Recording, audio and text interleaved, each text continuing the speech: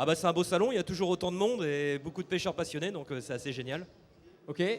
Moi, Toi aussi, je suis arrivé jeudi matin, donc c'est particulier de voir le salon vide et de le voilà. voir se monter au fur et à mesure. Donc c'est plutôt sympa de le voir vide, de le monter et puis de voir que maintenant il y a beaucoup de monde cet après-midi. Alors, chez Peson, c'est un rendez-vous forcément incontournable, le salon de Clermont. C'est l'occasion de montrer que cette marque, elle existe depuis longtemps, mais qu'elle évolue en fonction de la pêche d'aujourd'hui. Et on a une marque qui commence à dater, non?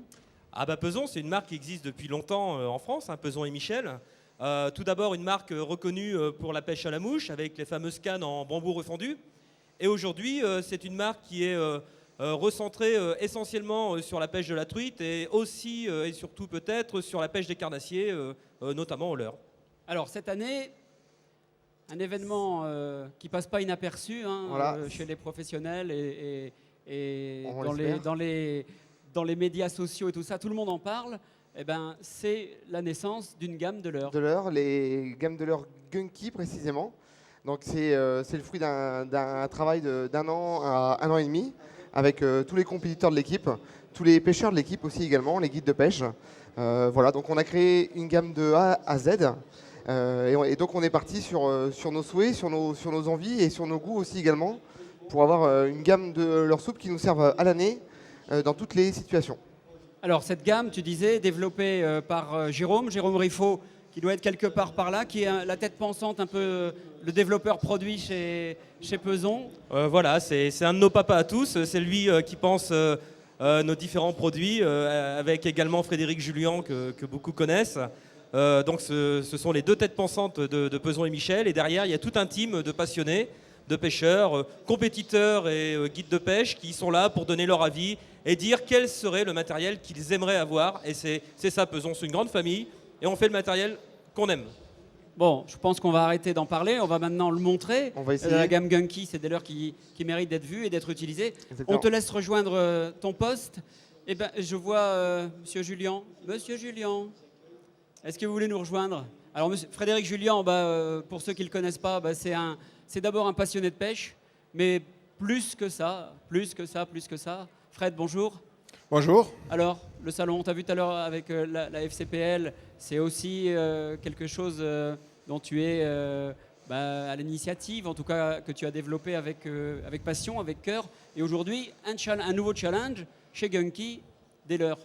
Oui, oui. Et, enfin, je voudrais profiter de l'occasion aussi pour saluer ce salon de Clermont-Ferrand qui est. J'ai la chance de voyager un peu partout en Europe.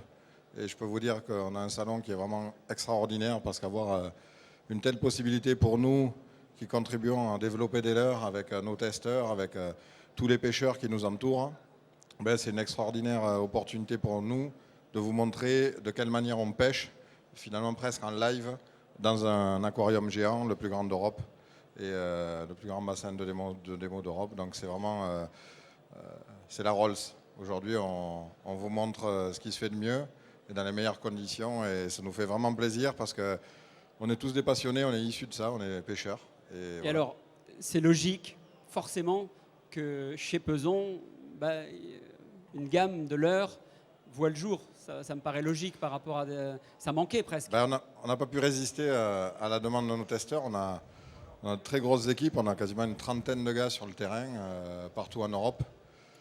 Et ces gars-là nous poussent, c'est notre moteur tous les jours, de trouver de nouvelles astuces, de trouver de nouvelles actions dans les cannes, etc. C'est notre cœur de métier, les cannes, les moulinets, les tresses. Et effectivement, il fallait qu'on sorte et qu'on réponde à la demande de nos testeurs et des pêcheurs en termes de leurres. Donc c'est pour ça qu'on a conçu la gamme Gunky. Et on l'a conçu comme un concept complet. Voilà, c'est un truc où une fois que vous en avez adopté un, vous adopterez la famille. Bon, j'en vois un qui trépigne d'impatience. Fred, c'est pas ta place Merci. aujourd'hui. David, tu prends le relais. Merci de ton intervention. Si vous avez en tout cas des questions sur Gunky, il ne tarit pas d'éloges sur ses bébés. N'hésitez pas à lui poser toutes les questions que vous voulez. Il y répondra volontiers. Allez, à cheval, on y va. Alors, Damien... Tu sais quoi, tu vas aller là-bas, Ouais. Au feu. Donc on va commencer par vous présenter la gamme des leurres soup Gunky. Et donc David, j'ai monté un sweep gun Donc je te laisse expliquer le principe au public. Ok. Donc le sweep. Les sweep guns,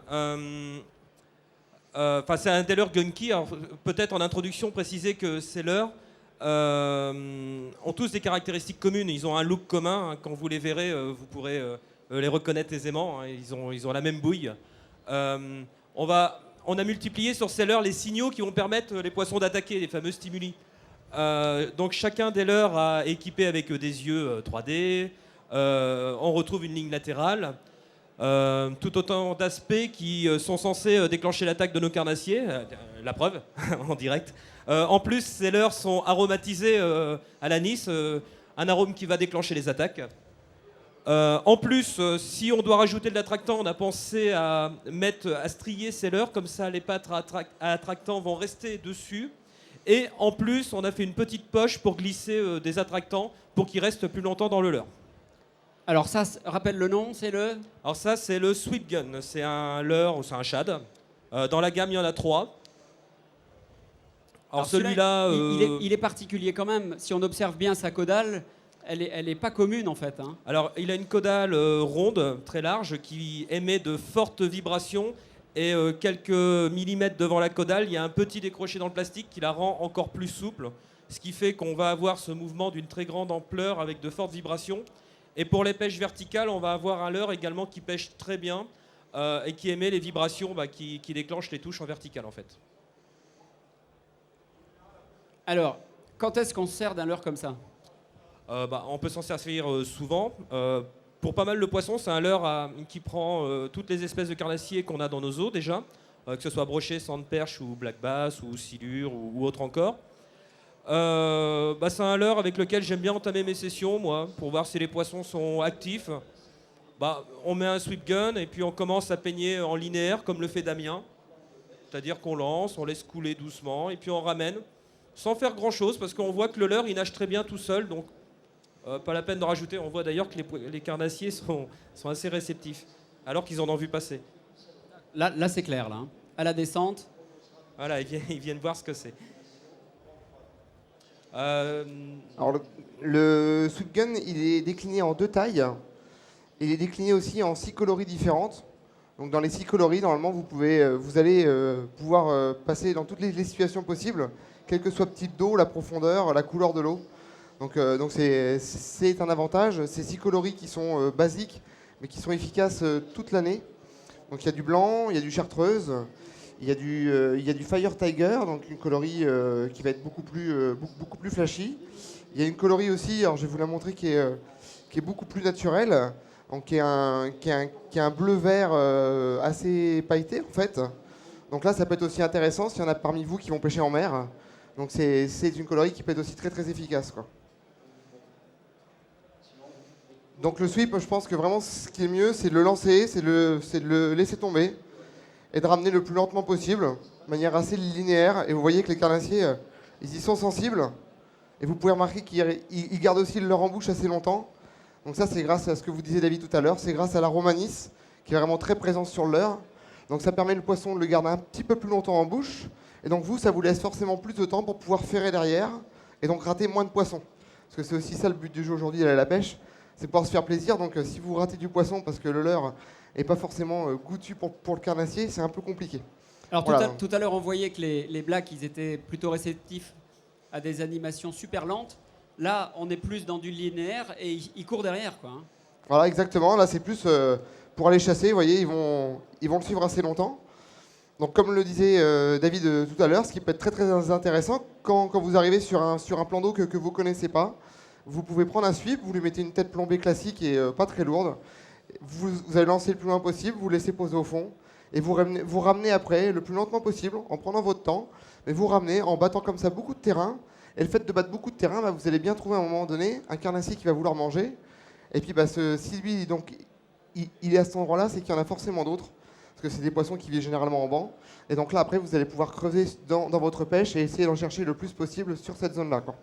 Alors moi, pour la petite anecdote, j'ai eu l'occasion de vous suivre à un moment crucial du développement de ces leurres.